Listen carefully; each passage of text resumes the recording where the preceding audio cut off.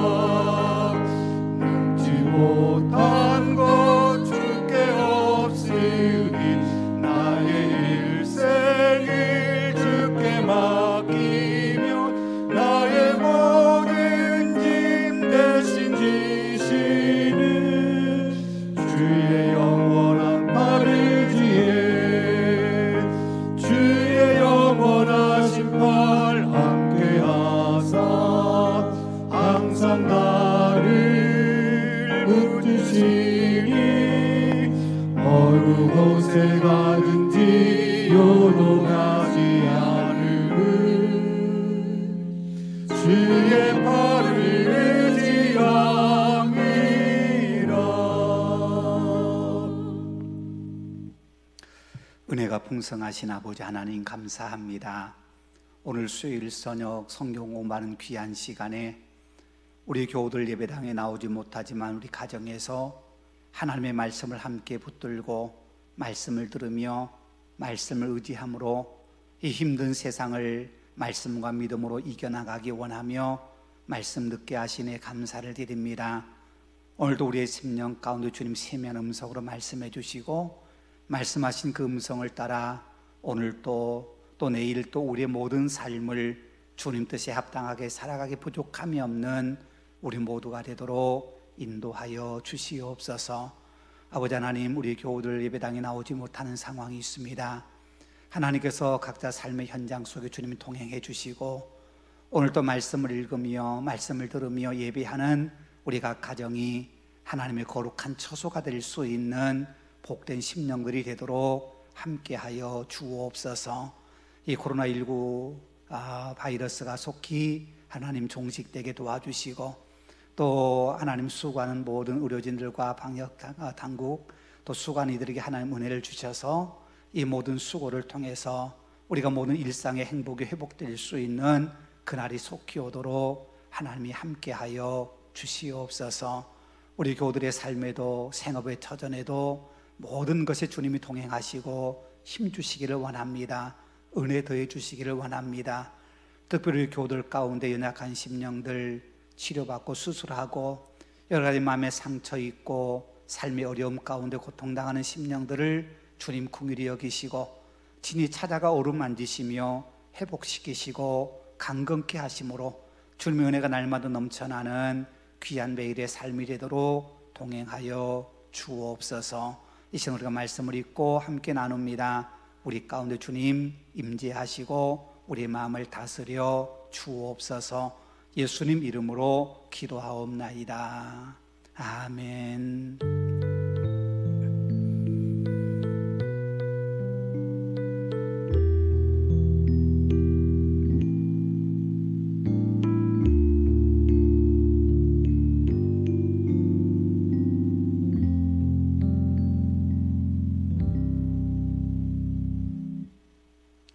오늘 저녁 우리 주신 하나님의 말씀은 신약성경 사도행전 24장 24절로 27절까지 말씀입니다. 사도행전 24장 신약성경 231쪽입니다. 사도행전 24장 24절로 27절까지 말씀을 제가 봉독해 드립니다.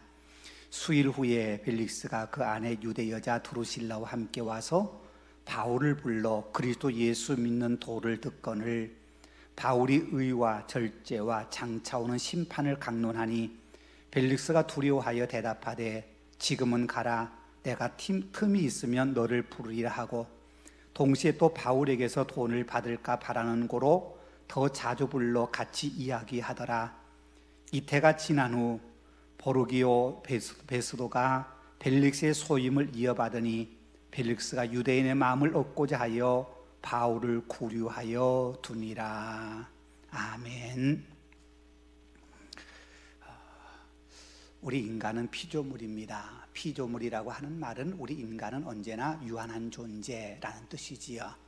유한한 존재라고 하는 것은 제약이 있다는 거죠. 특별히 두 가지 제약을 받습니다. 우리는 시간과 공간의 제약을 받습니다. 그래서 우리가 한 곳에 있으면서 다른 곳에 동시에 존재할 수 없고 우리가 오늘을 살아가면서 과거를 다시 되풀이해 살아갈 수 없고 미래를 끌어당겨 살아갈 수 없는 시간과 공간의 제약을 받는 삶을 살고 있습니다. 그런데 우리가 같은 시대에 같은 공간 안에 머물러 있다 하더라도 그 시간과 그 공간이 가지는 의미는 각각 다릅니다. 똑같은 한 시간을 보낸다 하더라도 어떤 사람 그 한 시간에 무척 지루한 그런 시간이 될 수도 있고 어떤 사람은 그 한 시간이 너무나도 짧은 마치 1초, 1분과 같이 짧은 시간으로 느껴질 수도 있습니다. 같은 공간에 있어도 어떤 사람은 그 공간이 행복과 기쁨의 공간이 될 수도 있고 어떤 사람은 그 공간이 너무나도 벗어나고 싶은 그런 더 있고 싶지 않는 공간이 될 수도 있습니다. 그렇게 같은 우리가 유한한 존재이기에 시간과 공간의 제약을 받고 살아가지만 그 시간과 공간이라고 하는 것은 각자 우리의 마음가짐에 따라서 그 시간이 의미가 있을 수 있고 또는 의미 없는 시간이 될 수도 있고 그 있는 공간이 우리에게 유의미한 공간이 될 수도 있고 때는 우리에게 무척이나 고달픈 고통스러운 공간이 될 수도 있습니다. 사도 바울이 가이사라에 2년 동안 오늘 머물러 있었다고 구류도에 있었다고 말씀하고 있는데 그 2년 동안 머물러 있던 사도 바울이 가이사라에 있는 그 시간 공간이 과연 그에게는 어떤 시간이었고 어떤 공간이었을까? 우리가 한번 이 시간 함께 생각해 보고자 합니다. 오늘 본문이 그 얘기를 하고 있어 사도 바울을 이 벨릭스 총독이 2년 동안 구류하여 두었다 그렇게 말씀하면서 그 이유를 두 가지로 설명을 하고 있어요. 하나는 오늘 본문 26절의 말씀 보면 사도 바울에게 돈을 받을까 바라는 거로 그렇게 말씀하고 있어요. 사도 바울을 재판하는 재판장의 역할을 하고 있는 로마 총독 벨릭스가 사도 바울이 자신에게 유리하게 판결해 달라고 그렇게 부탁하는 마음으로 자신에게 돈을 주지 않을까 하는 기대하는 마음으로 사도 바울을 자주 불러 재판정에 세웠고 그를 신문하고 그에 대한 이야기를 들었다는 거예요. 이태 동안 그렇게 구류하여 두었다고 하는 결국 사도 바울이 이 벨릭스 총독에게 벨릭스 총독이 바라는 그 돈, 뇌물을 주지 않았다고 하는 걸 의미하지요. 그런데 실제로 로마법에서는 뇌물을 받는 행정관에 대해서는 아주 엄격하게 처리하는 그런 법이 제정되어 있었다고 합니다. 뇌물을 받으면 재산을 몰수하고 또는 추방하는 규정도 있었고, 심지어는 뇌물을 받고 돈을 받고 죄수를 풀어주면 그 사람은 아주 엄격하게 그렇게 취급하는 그런 법도 있었다고 해요. 그런데 그런 로마의 법이 모든 로마의 통치령 안에서 다 유효한 것이 아니라 로마가 지배하고 점령해서 지배하고 있는 속주에는 그런 로마의 법이 별로 효과를 나타내지 못하고 있었어요. 그래서 로마 제국 안에서는 그것이 큰 힘이 있을지 몰라도 로마 황제의 그런 영향력이 직접적으로 비치지 않는 곳에서는 이런 로마의 법이 유명무실한 그런 법이 되고 말았다고 하는 거지요. 특별히 우리가 전에도 생각해 봤던 벨릭스라고 하는 이 총독은 노예로 태어나서 이 총독의 자리까지 오르는 입지전적 인물인데, 그렇게 오르는 과정 속에 그는 여러 가지 많은 그런 우여곡절을 겪었고, 그 과정 속에 그가 여기까지 올라오는 그런 과정 속에는 돈의 영향력이 굉장히 컸다고 하는 걸 우리가 알 수 있습니다. 그만큼 벨릭스는 돈에 대해 민감했고 돈을 좋아하는 사람이었다, 그렇게 우리가 이해할 수 있습니다. 그래서 심지어는 도둑들을 잡는다고 하면서 도둑들에게서 뇌물을 받고 그들을 일정 기간 보호해 주기도 하고 그런 벨릭스였기 때문에 사도 바울을 재판하는 과정 속에 사도 바울이 자신에게 그런 뇌물을 주지 않을까 하는 그런 뇌물을 바라는 마음이 벨릭스 총독의 마음속에 있었기에 사도 바울을 구류해 두었다, 그렇게 이야기하고 있는 거지요. 또 하나는 27절의 말씀에 있는 것처럼 유대인의 마음을 얻고자 하여 사도 바울을 2년 동안이나 구류해 두었다, 그렇게 말씀하고 있습니다.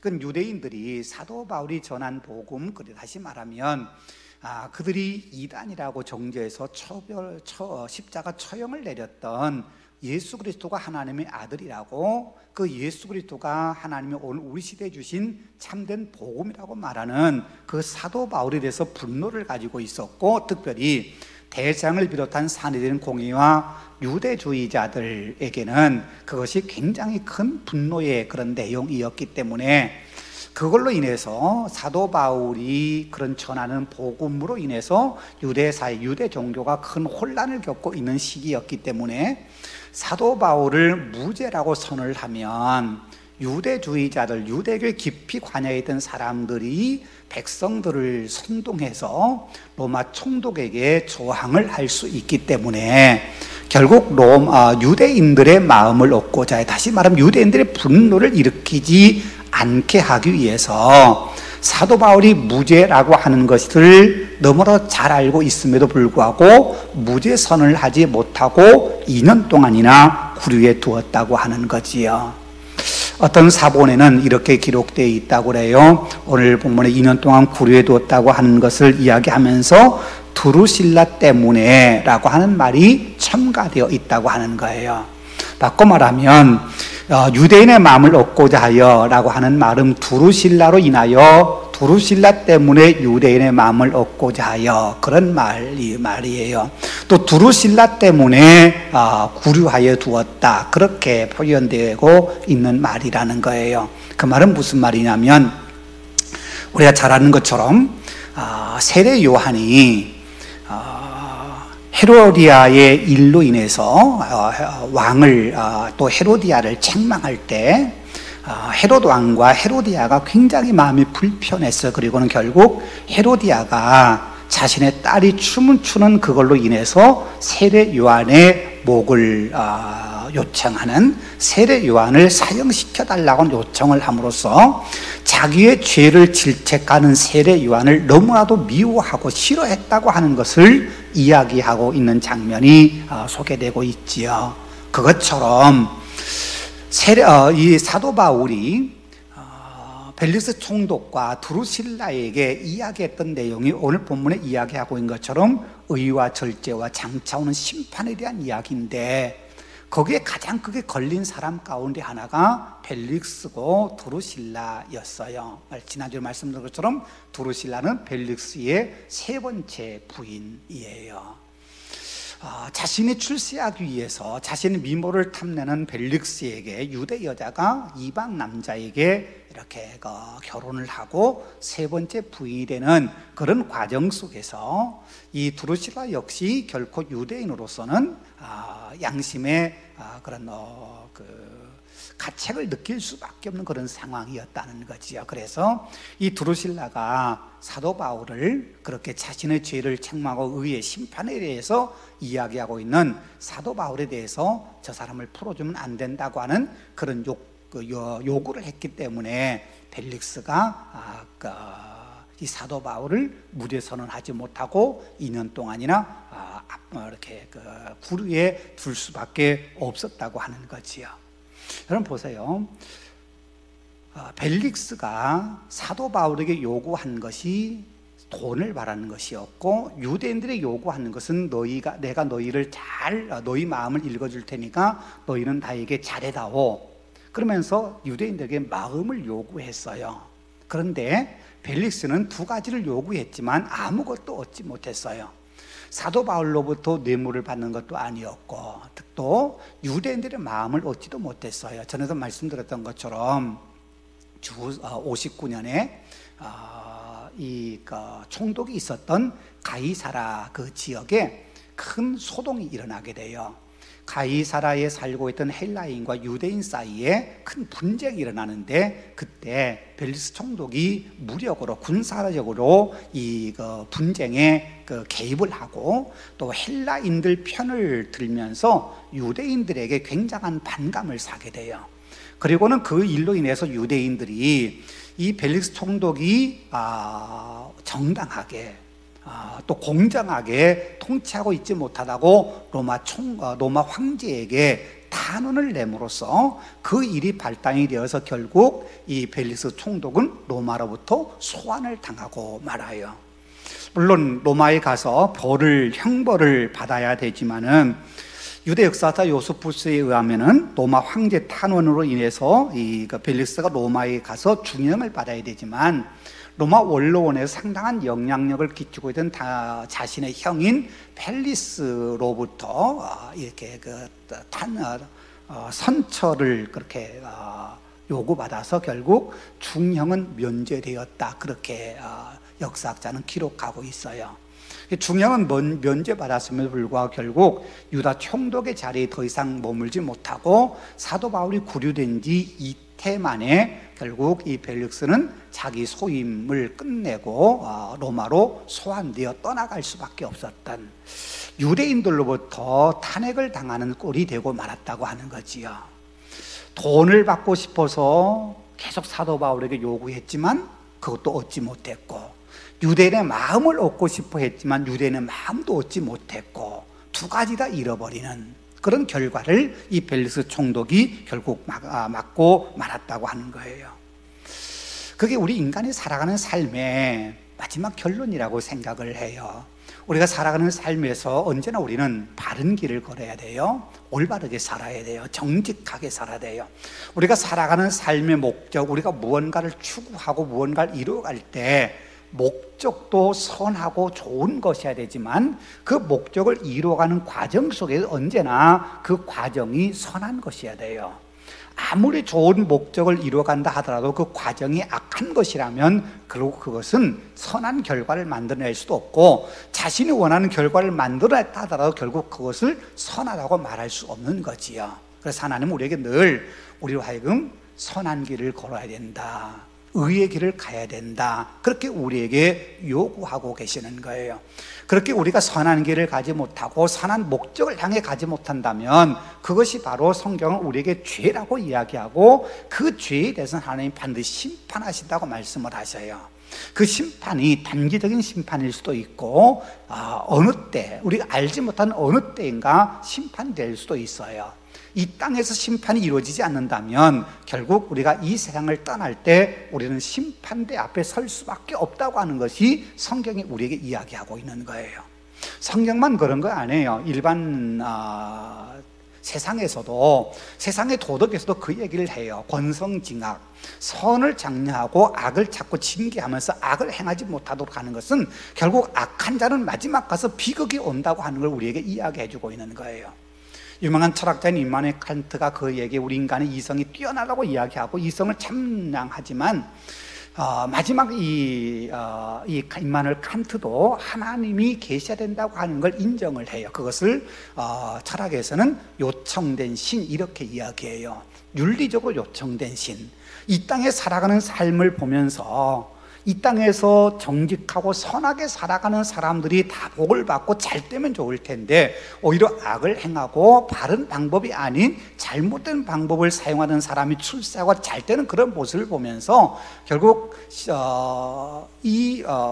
실천 이성 비판이라고 하는 책에서 세상에서 악을 행하는 사람, 이 땅에서 잘 되고 누렸다 하더라도 그 사람들에게 심판할 누군가가 필요하다는 거지요. 그래서 그 선을 위해서 살아가는 사람들에게는 보상하고 악하게 살아가는 사람들에서 징벌하기 위해서는 반드시 신이 있어야 된다. 그렇게 요청했던 것이 바로 임마누엘 칸트 철학의 마지막 결론이었어요.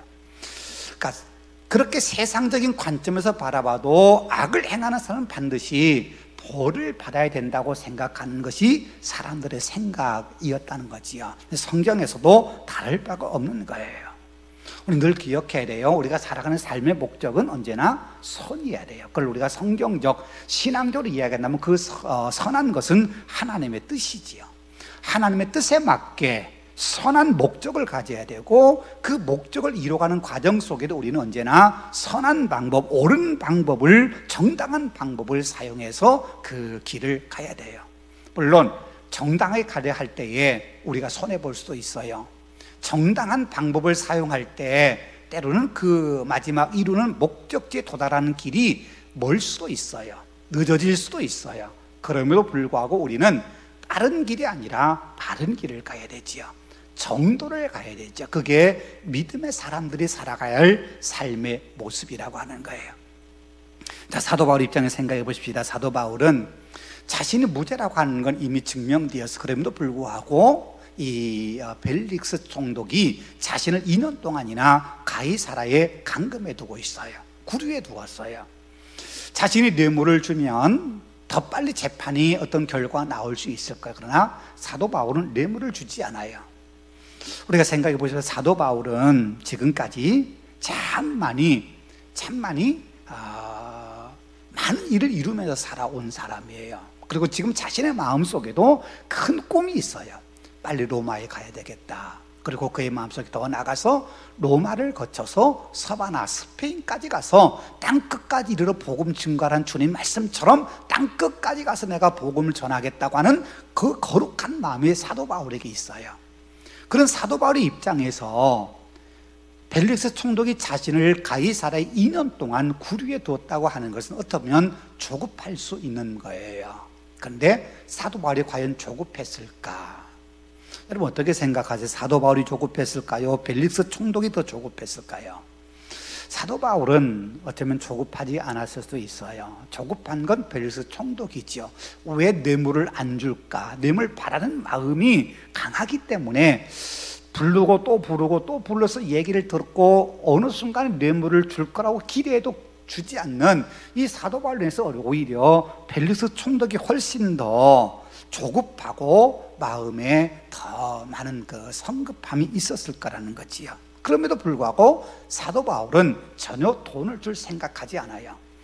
만약에 사도 바울의 마음이 조급했다면 벨릭스 총독에게 뇌물을 주고서라도 빨리 재판을 끝내고 자기가 가야 할 목적지인 로마로 가고 싶다는 그런 욕망을 이룰 수 있어요. 그런데 사도 바울은 결코 서두르지 않아요. 지난 말씀드렸던 것처럼 사도 바울이 지금 이때는 상당히 나이가 많은 때예요. 고령의 때예요. 그 고령의 나이에 2년이라고 하는 시간을 가이사라에 구류되어 있었다고 한 것은 사도 바울에게는 어쩌면 굉장히 기나긴 시간이었을 거예요.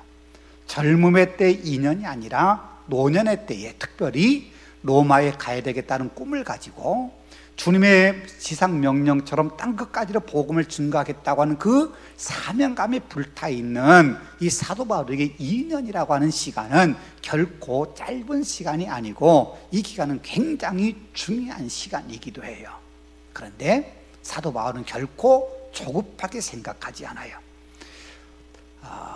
부정한 방법, 옳지 않은 방법을 통해서 이걸 벗어나거나 또는 내 꿈을 이루기 위해서 비정상적인 방법을 사용하겠다고 하는 생각은 아예 하지 않고 있다고 하는 거지요. 그 기간이 사도 바울은 과연 어떤 시간이었을까? 왜 사도 바울은 그 2년이라는 긴 시간 동안 그렇게 조급하지 않게 기다릴 수 있었을까 하는 거지요. 그 2년 동안 사도 바울이 무엇을 했느냐 하는 것은 성경에 기록되고 있지 않아요. 벨리스 총독이 사도 바울을 불렀을 때는 가서 물론 벨리스 총독 앞에서 자신을 변론하고 벨리스 총독이 원하는 이야기에 대해서 아마 뭔가를 이야기해 주는 그런 있었을 거나 거기에 대해서 아무런 얘기도 하지 않고 무엇을 했는지 또 복음을 전했다든지 어떤 친구를 만났다든지 그런 얘기 아무것도 없이 그냥 2년 동안 구류되어 있었다 하는 것만 이야기하고 아무것도 기록되어 있지 않아요.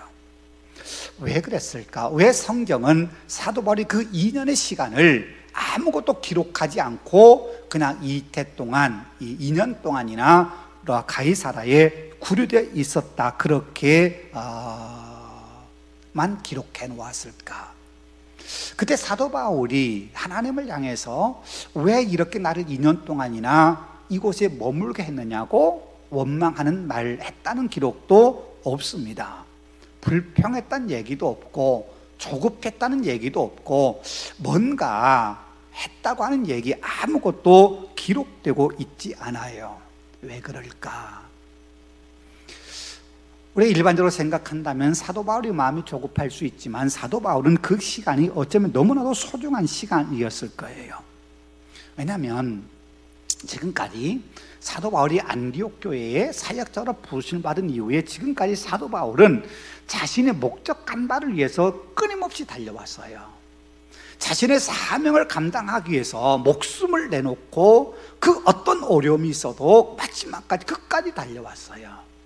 때로는 그 목적을 이루기 위해서 지2차 선교여행을 떠날 때 그랬던 것처럼 마가 요한을 데려가자고 하는 바나바와 결별하면서까지 자신의 선교적 목적을 이루겠다고 하는 그 거룩한 열정에 사도 바울이 휘말려서 정말 목적을 향해서 끊임없이 달려왔던 사람이 사도 바울이었어요.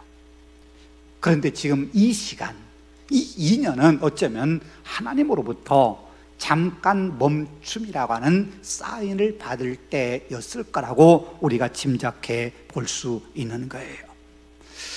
열심히 달려온도 또 앞으로 달려갈 길이 많이 있지만 여기서는 잠깐 멈추어 라고 하는 하나님의 사인으로 받아들였다고 하는 거예요.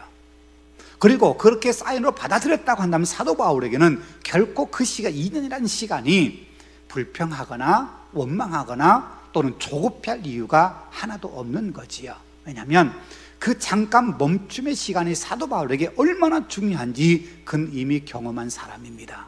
우리가 잘 아는 것처럼 사도 바울이 다메섹으로 가던 도중에 부활하신 주님을 만나게 돼요.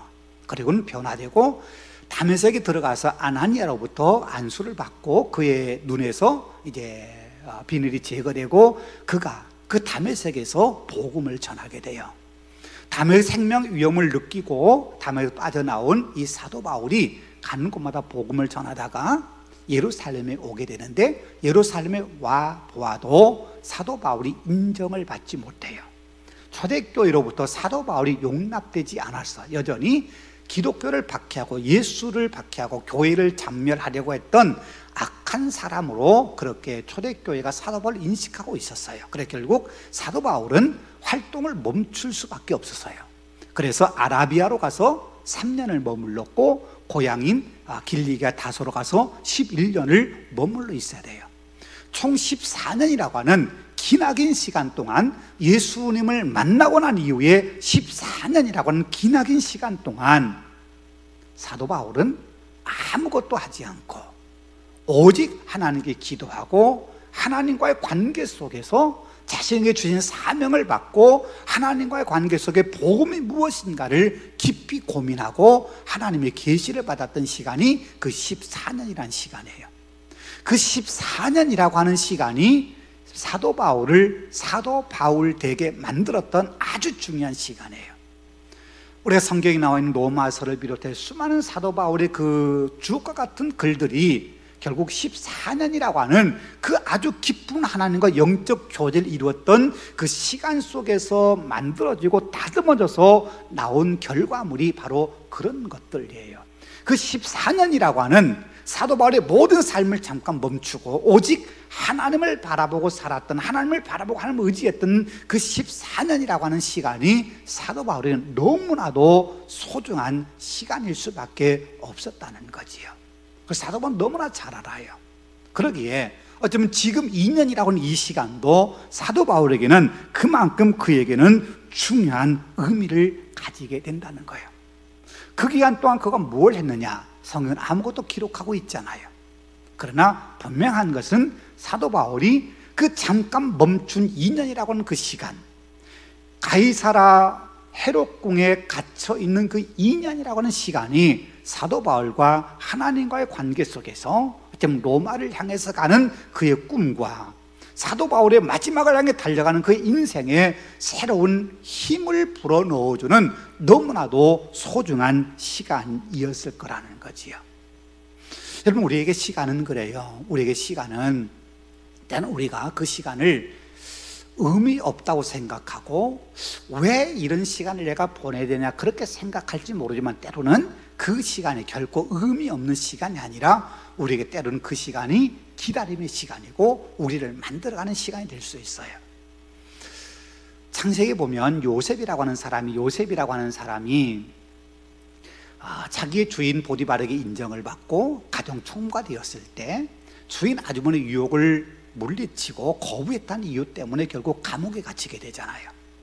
감옥에 갇혀서 감옥에서 두 사람의 바로 왕의 신하 두 사람의 꿈을 해석해줘요. 그리고 요셉이 해석해준 대로 한 사람은 처형을 당하고 한 사람은 복직을 하게 돼요. 그러면 복직하게 된 사람에게 요셉이 부탁한 게 있었어요. 당신이 복직되거든 나를 기억해 달라고.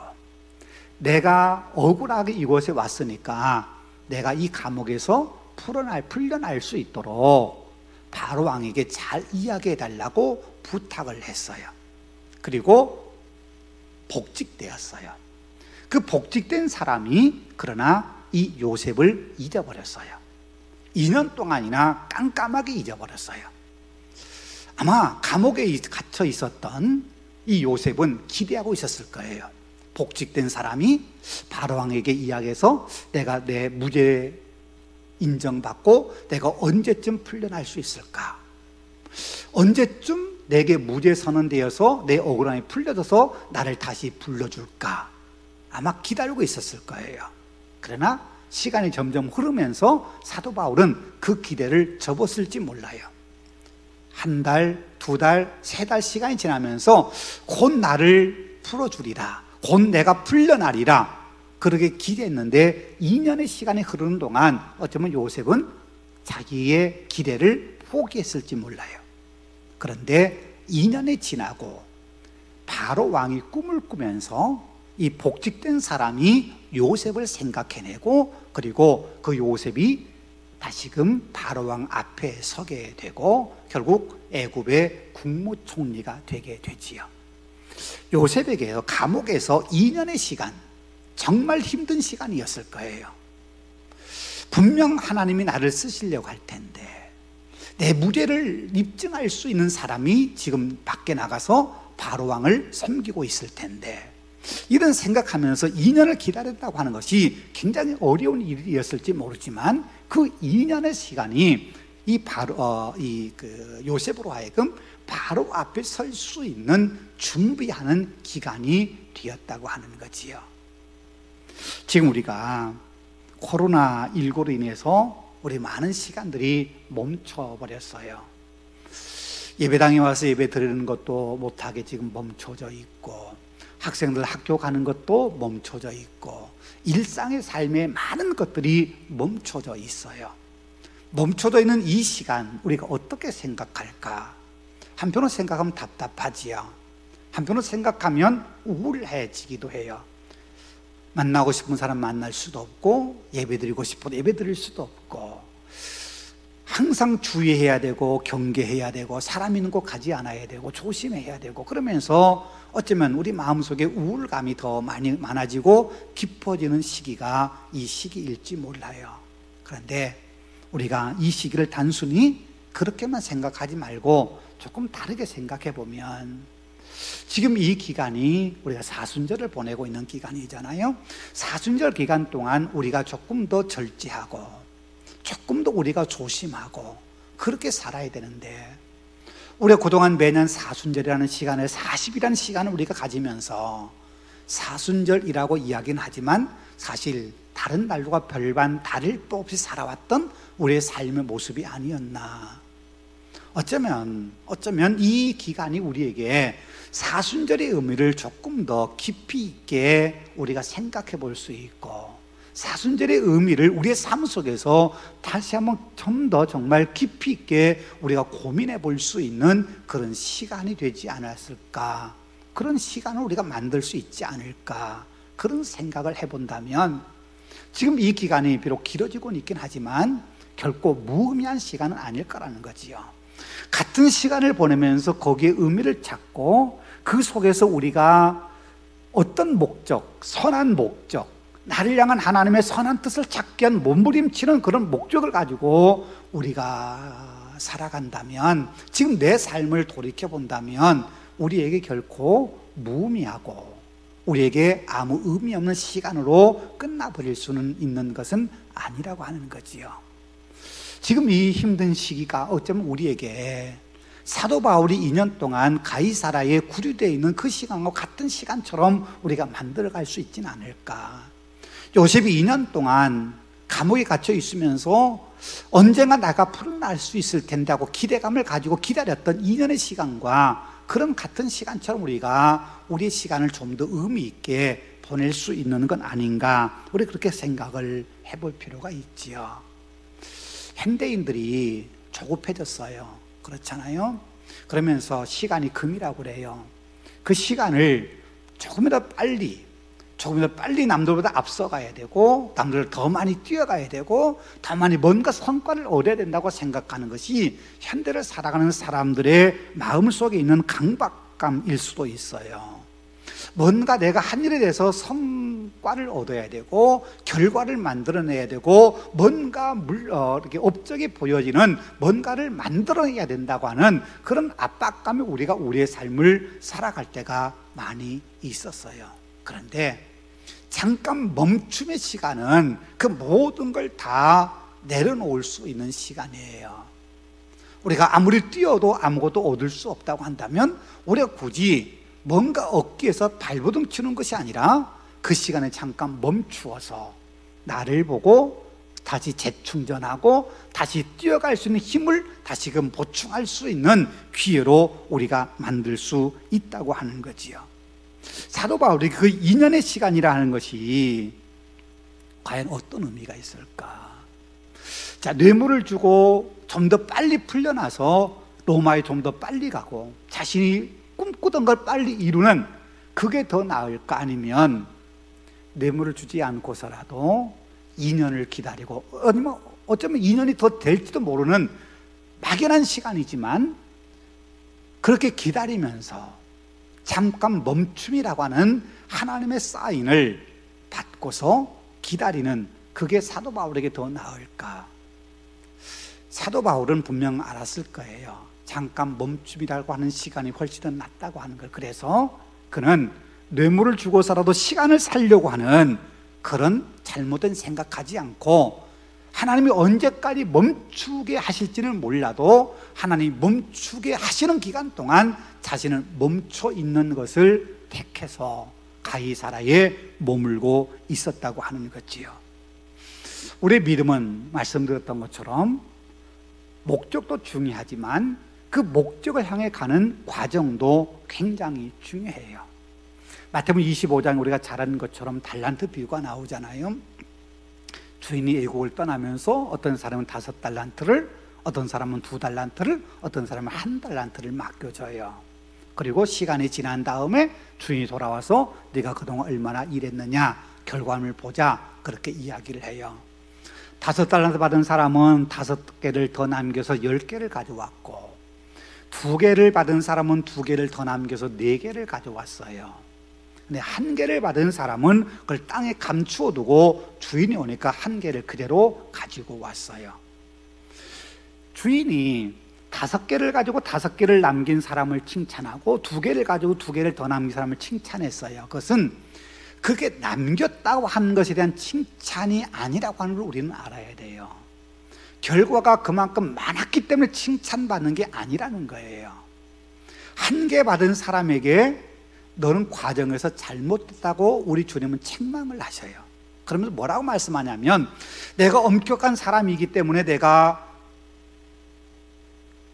원하지 않는 걸 내가 얻을 수 있다고 생각했다면 내가 이 돈을, 이것을 이자 받는 사람에게 줘서라도 조금이라도 뭔가를 내가 해야 하지 않겠느냐, 땅에 감춰뒀다고 하는 것은 내가 있을 수 없는 것 아니냐, 그렇게 책망했다고 하는 걸 우리가 본다면 결과가 중요한 게, 결과는 똑같아요.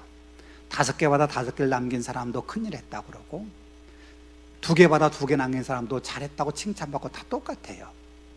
과정이 어떠냐가 중요한 거지요. 과정이 어떤 거냐, 그 과정 속에 우리가 어떻게 살았느냐 하는 거지요. 이제 오늘 우리는 과정보다도 너무나도 결과에 집착하고 살아가요. 얼마큼 성과를 냈느냐. 왜냐하면 그 세상이 우리에게 바라는 세상의 사고방식이거든요. 오늘 우리 시대에 세상이 우리에게 요구하는 것은 과정을 중요하게 여기지 않아요. 결과를 중요하게 여겨요. 업적을 중요하게 여겨요. 결과물을 내봐라, 얼마만큼 성과 냈는지 내놔봐라.